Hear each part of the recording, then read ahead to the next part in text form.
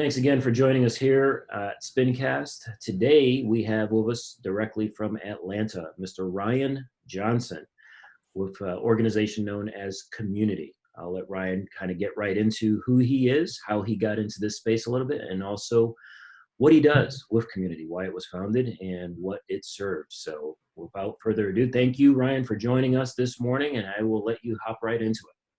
No, absolutely. And good morning or good afternoon, good evening, whatever time of the day that you listen to this live stream.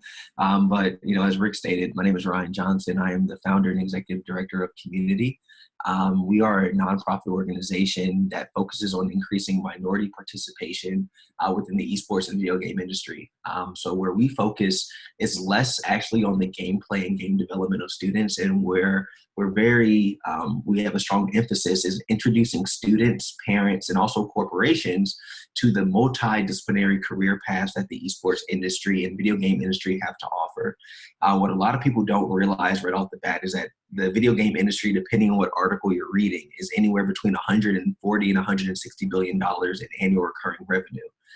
So when you look at that year over year, video games is one of the only industries throughout history that has consistently grown year over year. So in comparison, when you look at the film and music industry, the video game industry is worth more than those two industries combined. And so for us, when I look at gaming, when I look at esports, I kind of see the perfect marriage of traditional sports being the NFL, NBA, MLS, and then your collegiate and high school athletics beneath that, your music industry, and then also your film and television all coming to one to make and form what we now know as esports. So for me, and what Cxmmunity, where we really lie, and John Cash, one of our board members, who I know you know pretty well, Rick, he would agree with this, is that we find ourselves living at the intersection of sports, entertainment, and society. And really just how do we blend all three of those together to not only generate revenue while creating fan and engaging experiences, but also then how do we leverage this to impact the local community and youth to inspire, academic and educational growth. Yeah, no doubt about it. No doubt about it. So everyone has a little bit of a story as to why they specifically started to focus in the esports space, if you will. What got you involved? What was that turning point or starting point for you? Well, I'll go back to when I was 6 years old. So gaming has always been a really big component of my life. So I'm originally from South Carolina, but I grew up in Maryland. So my grandparents and cousins, they were always in South Carolina. So every summer, my mom would literally drop me off in South Carolina for about 2 months. And then she would just pick me back up and bring me back to Maryland. So while I was in South Carolina, I lied to you not, all we would do was go to basketball camp in the day. We would go to a little vacation Bible school. And then at night, from about 7 to 2 o'clock in the morning, it was game time. And so summer after summer, we were competing to the point where I was around 8 or 9 years old. I got my first console at my home when I was back in Maryland. So that just started the trilogy. So started really on PlayStation 1. All those Sly Coopers, Ratchet and Clanks, cycled through all those games. Finally transitioned in high school. And that was probably where I had the biggest gaming experience. So my whole life, I've always been in very diverse settings, right? I've always been maybe one or two of African Americans within my class. So I've always had this weird notion of kind of for lack of better words, being too white to be around black kids and too black to be around white kids. So I always found myself in my own isolated silo. So where I found a lot of solace and social experiences was over Xbox Live. Yep. Because in that virtual environment, right, it didn't matter what skin color you were, how your voice sounded, how tall you were, your gender. It was, are you good at this game? Do you show up on the leaderboards or do you not? So that was kind of an eye-opening experience. So in tandem with playing high school basketball, I was playing games. I actually went to college and kind of fell off. I played college basketball, so I wasn't spending as much time playing video games.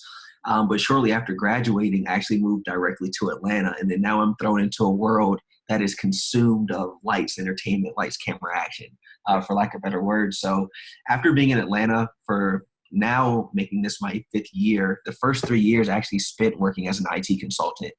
So I would go into corporations. We would help them with their data center changes, cybersecurity, cloud, infrastructure. And that was my real first shot of learning about tech because I actually graduated with a degree in physical therapy. So like my story is kind of all over the place. So hopefully like some people can identify where I'll just say this is that you don't have to have a straight path from A to B. There's a lot of stops that you can make, and those stops along the way will definitely build and kind of get you to a point where you can kind of live out your life's dreams and purposes. So my first 3 years, I worked in IT here in Atlanta. My third year, I actually quit, and I'm finishing up right now my master's in sports administration at Georgia State University, with the intention of like literally leaving corporate America to get sports experiences so then I could combine what I thought at the time would be technology and sports to better society.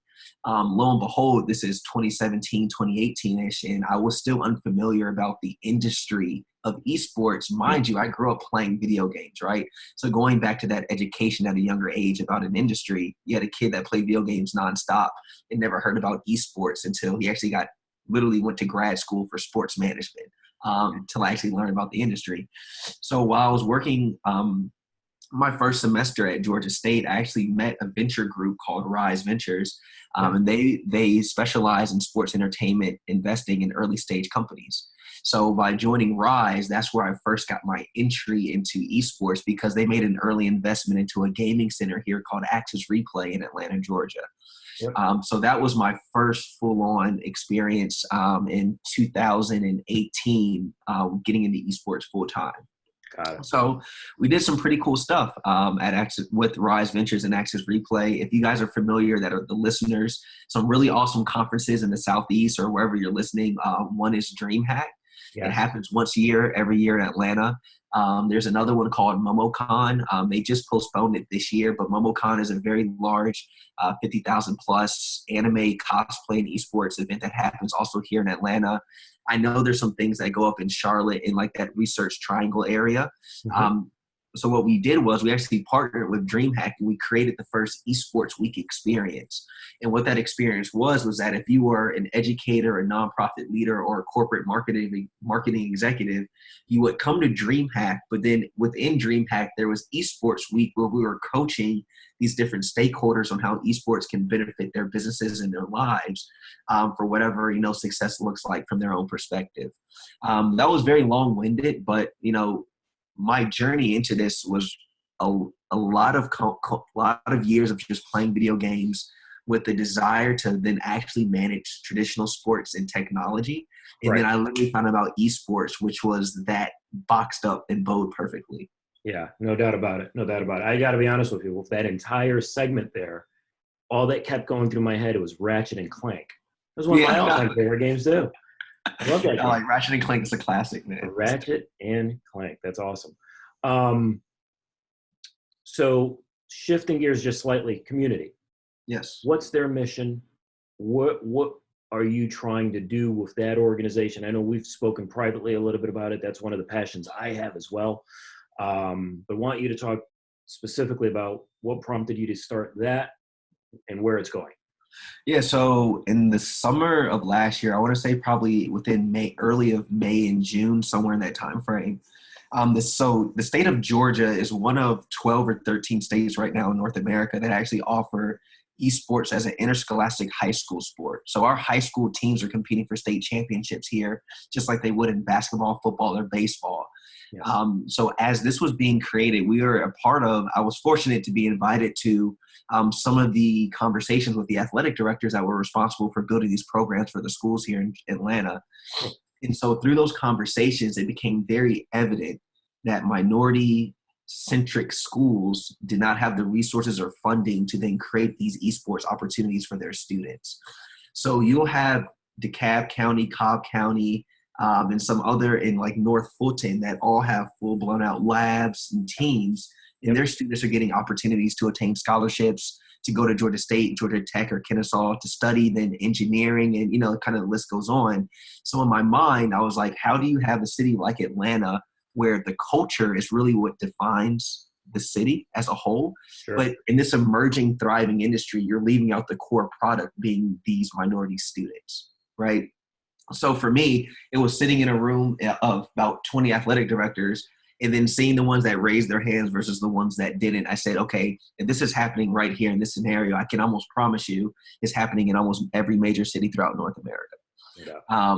And so for us, that was my prompt. I didn't need data. I didn't need to do research. That was my real life case study, was right in front of me. So we started talking with those schools and figuring out what were the gaps, what were their challenges. Do they have students that were interested? And lo and behold, the minority centric schools had almost double the interest than the other schools did. Wow. So for us, we're like, okay, the kids want it, the schools want to bring it. They just don't have the know-how, the resources. That's an opportunity now for community to be created, to kind of augment all of our relationships, all of our esports industry resources, to then be a resource for these students to then have these additional opportunities. Because for us, again, it's not about giving kids a chance to play video games. That's not my job. Right. My job is to present the academic and professional opportunities to the institutions so they can better start shaping curriculum and other outside opportunities for their kids to be successful. Yeah, no doubt about it. I love that. I love that. And I think that's part of the disconnect to a degree. And when I say that, meaning kids in middle school, high school level, they want to play. They want to play with their friends, if at all possible, because it is a social avenue as well, especially nowadays. Everyone's kind of stuck at home. That may be one of the only, besides the phone, one of their better social outlets, if you will. But I don't know that the parents have bought in fully into understanding what lies in that beyond the gaming aspect, all of the academic opportunities from a scholarship perspective, collegiately, to a career path, really, and developing those interests that those kids inherently may have, and trying to foster that and help them along those pathways, and being able to get that across the board for every school, obviously, in my opinion, is incredibly critical and important. So you talk about the finances portion of it. Obviously, there's a large interest, as you alluded to. What are some of the other barriers currently in trying to get some of these communities more involved with esports? Yeah, so like I would say the biggest difference, right, is then when you talk about games and their demographics, or more or less the genres, right? So and again, just kind of be straightforward, a lot of the games played at the professional levels that generate a lot of money, Dota, League of Legends, those aren't popular games within African American, Hispanic communities. Correct. So one of the, I think, easiest and most simple fix is that when you're talking about opening it up these for K through 12 and then collegiate opportunities, is then also including games that those schools and their kids would actually play. So for an example, here in Atlanta, the 3 games played at the Georgia high school level are League of Legends, Rocket League, and Smite. Now, if I took those games to any of the schools that we work with, the students may be familiar with Rocket League just because that's soccer with cars, right? Right. But League of Legends and Smite, that's real-time strategy based, and that's just not of interest to those kids. So simple adjustments could be adding titles that are relevant for those students to participate in, because then that matriculates through the collegiate level and then ultimately to the professional. So thankfully, more things are coming online, like the NBA 2K League, like the Call of Duty League. But at the same time, those are starting at the professional level. And so esports is like the only sport in history, I believe, that has started at the professional and now working backwards to build out K through 12 and collegiate opportunities. Yeah. So what's really exciting for us then is that as this entire industry is being built and a subset of students is being left out, it now gives us literally the leeway to then design that entire framework and infrastructure of what that looks like, not only for K through 12 students, but then also for historically Black colleges and universities as well. Yeah. And that's kind of like what we're looking to do. So one of the lowest barriers of entry, again, outside of cost, is just the games that are played at that next level could be a little bit, they could be expanded upon. Yeah, no doubt. I was excited to see pro players playing the NBA 2K tournament recently. I think Devin Booker. Yeah, that was pretty cool. That was pretty cool. That was pretty neat. Feedback. I don't know if that was more popular or the horse game that they did the other night. But at the end of the day, and so to your point, and I'm sorry to be long, but I get excited about this stuff, super excited. So that then also then presents unique opportunities for outlets like Fox and ESPN, because if you're able to be one of these early adopters to this new reality of providing and creating entertainment, there's going to be TV licensing deals. So then when you're talking about, revenue and how parents can see their kids tying into it, it's like, when I look at the NBA or MLS or NFL, the same exact jobs exist within the within esports if you're not playing. They need marketers, they need team coaches, they need nutritionists, they need mental psychologists. So when we talk about careers within esports, I don't want people to think that we're talking about, hey, let's go get this specialization in sports nutrition for esports. Is no, get sports nutrition degree and then figure out how these digital athletes need to enhance their diets to then perform better in a long period of time. Right. Yeah, no doubt about it. No doubt about it. I see the same structure as well. And yeah, a variety of attorneys, right? They'll need agents for a number of these players that currently, there's just so many standards that still are looking to be set within the esports space in general, that the job opportunities are just going to be enormous. And those are opportunities that you can take to any platform, whether it be esports, baseball, MLB, NFL, NBA, it doesn't matter. Entertainment, Absolutely, music, et cetera. So I think that's the huge plus for people that are getting into it. They can transfer that into anything they want. Obviously, if their passion's here, they may look here first, which I love. Being passionate about the job you have is always cool, but ultimately it can leave a huge window of opportunity available for them. Talked about the games and being able to relate to those games. Another aspect I think that it becomes important is being relatable to some of the players. Yeah. You think about, in the NBA, you go to a basketball court and you see guys 15 feet behind the 3-point line saying Steph Curry, or taking it to the hole, I'm LeBron James or Michael Jordan. Playing baseball, swinging with a sweet swing, Ken Griffey Jr., et cetera. Guys they like to emulate. So in the esports world, is there someone, or are there a few people, who are some of the people that kids can kind of look up to, whether it's content creators or players, that you may know of currently that are in the esports space? Yeah, so I think it's cool. So I, at least from my perspective, and again, you could ask 100 other people this and they'll give you a different answer.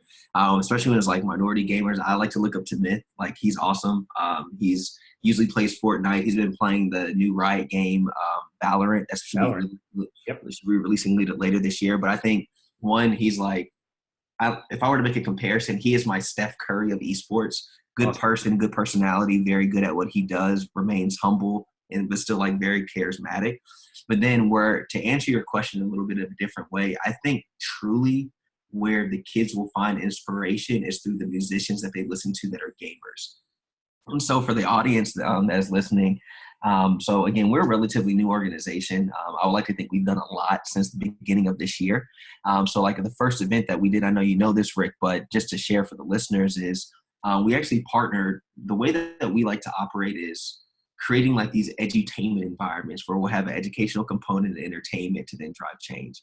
So in February, we partnered with FaZe Clan, and then with Offset being an investor in FaZe Clan, we actually had 200 students throughout Metro Atlanta, never been exposed to esports before a day in their life. We brought them to a gaming center. We spent the morning doing like fitness and wellness exercises and teaching them like very high level around computer science, computer coding, and then Offset shows up, right? And when I tell you, this literally changes the complete dynamic of the event, because for the first time you have these kids in this foreign room and all these lights and computers. Then you bring one of the most renowned artists in the world and like someone that they look up to, that's an investor in looking to educate himself in the space. And then at the end of the evening, he actually gave away a $10,000 scholarship to about 30 or 40 kids to attend Access Replay's Esports and STEM Summer Camp if we're able to still have it this year.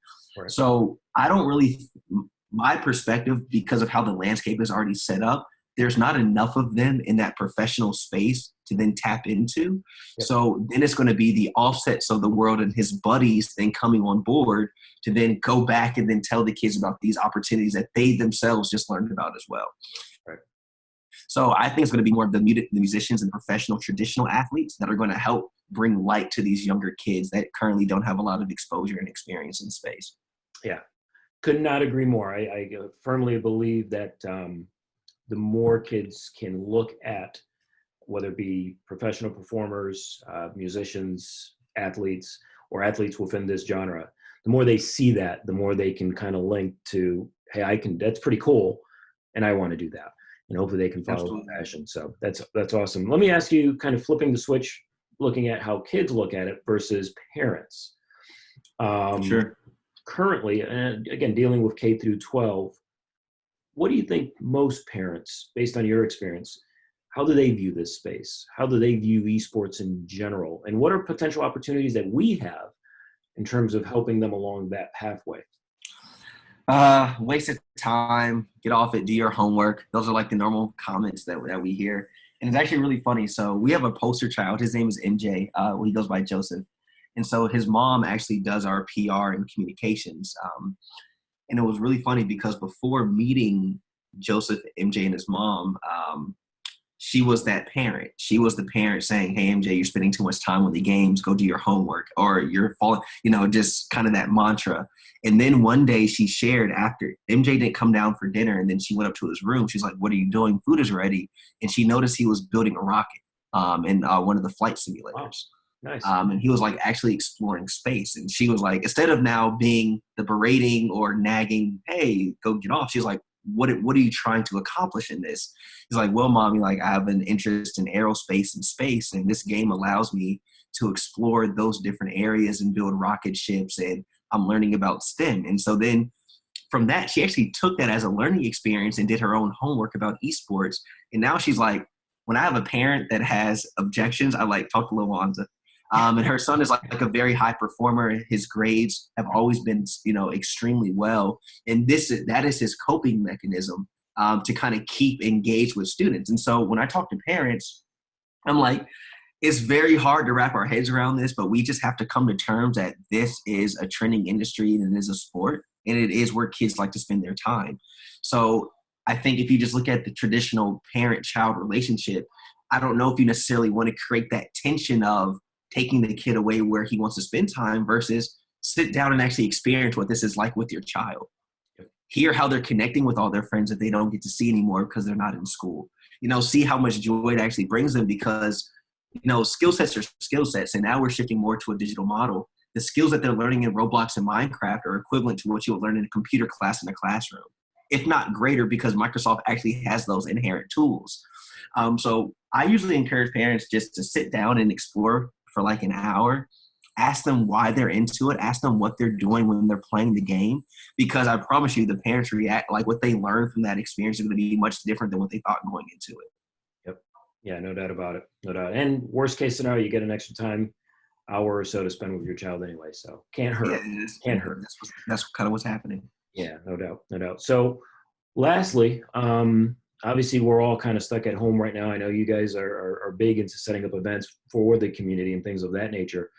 Down the road, obviously nothing real soon, but down the road, what are some of the things that you guys are envisioning providing in terms of events and things of that nature? How can I know we're in Charlotte, but what can our community look at online and see what type of presence you're going to try to create down the road, and potentially they can come out and support and participate in? What are some of the things and ideas you have coming up?